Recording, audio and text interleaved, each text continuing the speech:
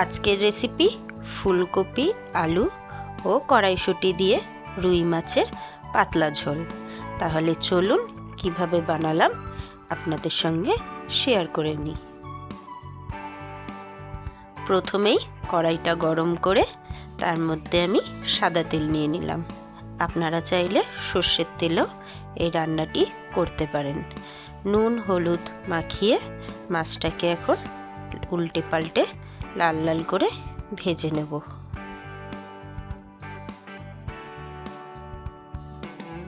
মাছ ভাজা আমার হয়ে গেছে, মাছটাকে এবারে তুলে রেখে দিচ্ছি। মাছ ভাজা তেলের মধ্যেই এখন আমি তেজপাতা, শুকনো লঙ্কা আর কালো জিরা ফোড়নে দিয়ে দিচ্ছি। তারপরে দিয়ে দিচ্ছি ডুমু ডুমু করে কেটে রাখা ফুলকপি আর লম্বা করে কেটে রাখা আলুটা। ফুলকপি আলুটাকে ভালো করে আমি এখন ভেজে নিচ্ছি। ফোড়নটা আমি আগে দিয়ে দিয়েছিলাম ভুল করে। আপনারা ফুলকপি আলুটাকে ভেজে নিয়ে তুলে তারপরে ওই তেলে ফোড়নটা দেবেন। ফুলকপি আলু আমার ভাজা হয়ে গেছে, আমি এবারে তুলে রেখে দিচ্ছি।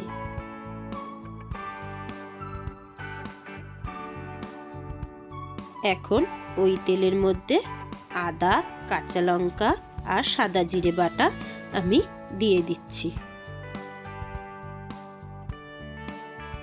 মশলাটা একটু ভাজা ভাজা হয়ে আসলে মিডিয়াম সাইজের দুটো পেঁয়াজ বাটা আমি এর মধ্যে অ্যাড করে দিলাম। এটাকেও তেলের মধ্যে ভালো করে ভেজে নিচ্ছি।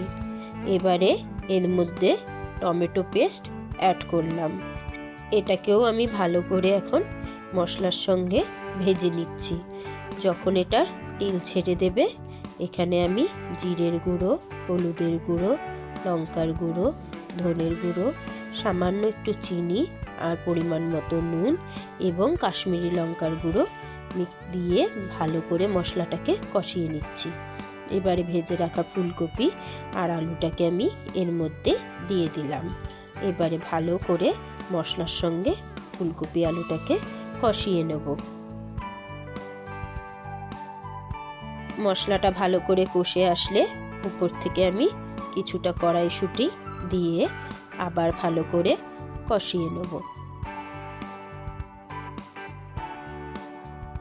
ঝোলের জন্য পরিমাণ মতো আমি জল অ্যাড করলাম। কিছুক্ষণের জন্য ঢাকনা দিয়ে রাখবো। কিছুক্ষণ বাদে ঢাকনাটা খুলে ভেজে রাখা মাছগুলোকে এর মধ্যে একে একে ছেড়ে দেব।